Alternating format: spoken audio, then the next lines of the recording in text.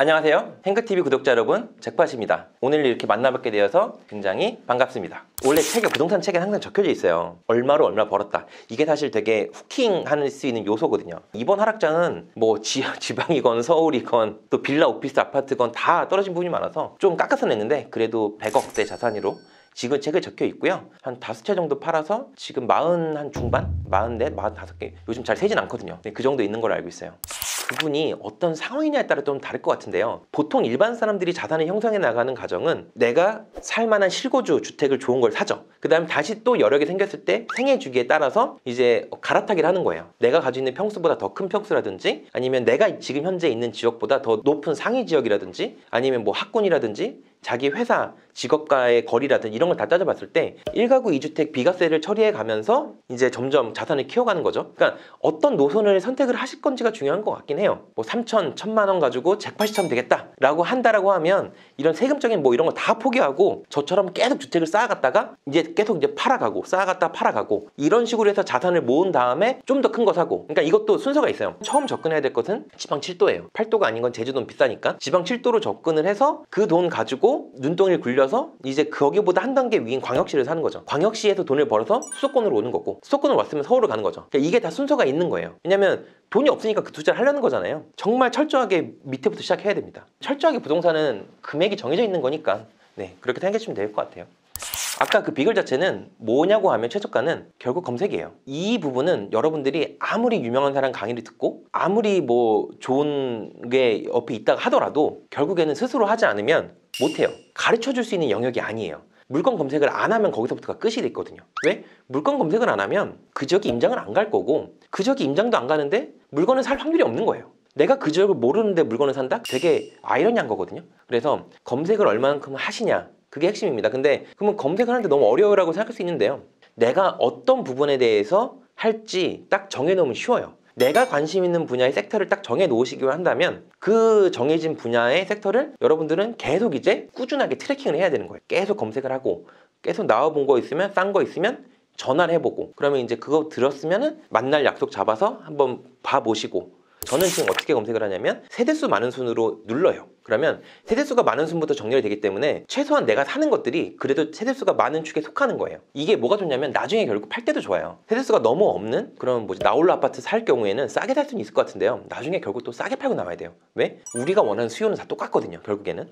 저 같은 경우 이제 세대수 순으로 정렬을 한 다음에 계속 올리면서 보죠. 뭘 보는데 우리가 그 화면을 보게 되면 매매 호가가 위에 있고요. 전세 호가가 밑에 있어요. 그러니까 여러분들이 매물을 찾을 때 기준점이 없어서 되게 힘들다라고 생각했을 때는 어떤 지방이건 전세 가격에서 1.2배, 1.3배였을 때가 가장 최저가예요. 그 말은 뭐냐면 전세 가격의 1.2배, 1.3배 밑으로는 떨어지지 않는다는 얘기거든요. 그러면 정말 좋은 아파트 같은 경우에는 따져보는 거예요. 실제 나가는 전세가 대비해봤을 때 현재 매매가가 만약에 3배야 3억이 전세가인데 10억이 매매가야. 그러면 이건 생각보다 거품이 많이 있겠다라고 이미 판단을 하셔야 되는 거고 만약에 3억이 전세가인데 1.2배, 1.3배를 따졌을 때 4, 5억이야. 이러면은 사용가치 대비해봤을 때 크게 이런 거품은 없겠다. 이렇게 따져볼 수 있는 거고요. 또 하나 검색을 할 때 저 같은 경우에는 수치를 근반으로 한 투자자거든요. 저는 공시 가격이 제 투자의 근본 베이스예요. 어떤 물건에 대해서 매매 가격이 이렇게 나오면 이거는 공시 가격 대비해봤을 때 몇 프로다라고 생각을 해요. 최소한 공시 가격의 120에서 130%는 돼야 된다 생각하거든요. 한 반년 전에 송파 문정에 오피스텔을 하나 샀는데 걔가 1억 제가 6,500에 샀거든요. 근데 공시 가격이 1억 7천이었어요. 근데 요새 오피스 같은 경우에는 공시 가격의 126%를 따진 게 그 오피스텔의 전세 가격이 되거든요. 그러면 1억 7천에서 126%를 따지면 전세를 제가 2억 이상 줄 수 있다는 얘기가 되거든요. 근데 내가 그걸 산 금액은 1억 6,500이야. 그러니까 여기서부터가 이미 저는 승산이 있는 게임이라고 생각을 해요.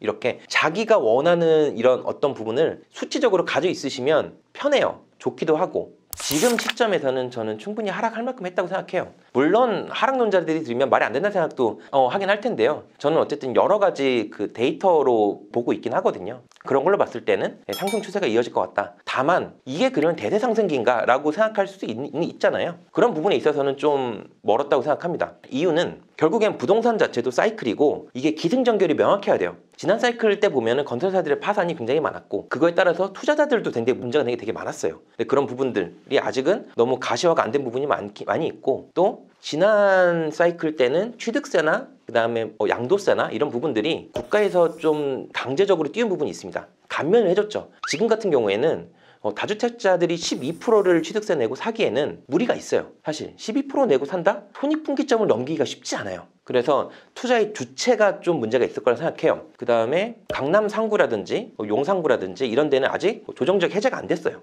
지금 제가 말씀드렸던 그 세 가지가 아직 나온 게 아니기 때문에 그거를 해결하지 않는 이상 대세 상승장으로 나간다라고 하는 거는 좀 문제가 있다고 생각합니다. 다만 금리 인하가 이제 시작이 됐잖아요. 원래 금리 자체는 내가 사자마자 바뀌는 게 아니라 3개월, 6개월 이런 식으로 해서 기간을 두고 변하기 때문에 앞으로 만약에 반년 뒤에 금리가 내린다고 예상을 하면 이제 약간 호재도 있는 상황이다. 좀 그렇게 생각합니다. 원래 일반적인 부동산 책들은 약간 쉽게 하기 위해서 자기 일화라든지 아니면 직장인에서 나는 뭐 투자자를 변모했다 뭐 이런 걸 많이 알리기 위해서 사실 책 자체는 읽기가 되게 쉬워요. 이번 책은 읽기가 좀 어렵습니다. 그런 내용 다 빼버리고 투자법으로만 첫 페이지부터 끝페이지까지 채웠거든요. 그래서 톱다운 투자법은 위에서부터 이제 내려오는 거죠. 여기는 이제 미국이랑 세계에 대한 부동산 거시 경제를 판단을 합니다. 왜냐하면 결국 우리나라의 부동산 가격도 선진국에 있는 부동산 가격이랑 상관계수가 되게 높아요. 따라가요. 근데 이거를 모르면 우리나라의 방향성이 되게 어렵거든요. 근데 이거는 선진국에 대한 지표만 알 수 있으면 되게 쉬워요. 그러니까 미국이라든지 다른 선진국의 부동산 지표를 거시경제로 판단을 하고 그 다음에 우리나라는 도 단위로 갑니다. 그러면 우리나라가 괜찮다 나쁘다는 위에서 알 수가 있잖아요. 그럼 그 중에서도 어떤 도를 내가 고를 것인가, 지금 이 시점에는 어떤 도가 저에 괜찮을 것인가, 그래서 도를 고르고 나면 시단위에서는 이제 거래량이 전 중요하다고 생각하거든요. 내가 만약에 지금 상황에서 어디 들어갈지 모르겠어. 근데 어떤 특정 지역에 투자자들, 여기서 투자자들은 한국부동산원에 있는 거래량이 있는데요. 그 거래량에서 외지인 거래량을 별도로 뽑아낼 수 있거든요. 지표로. 만약에 전주면 서울 사람이거나 아니면 그 전북이 아닌 다른 도시 사람이거나 뭐 거기에 실제 가서 살 수도 있지만 보통 외지인이라고 생각을 하거든요. 외지인 투자자. 걔네들의 거래량을 보고 나서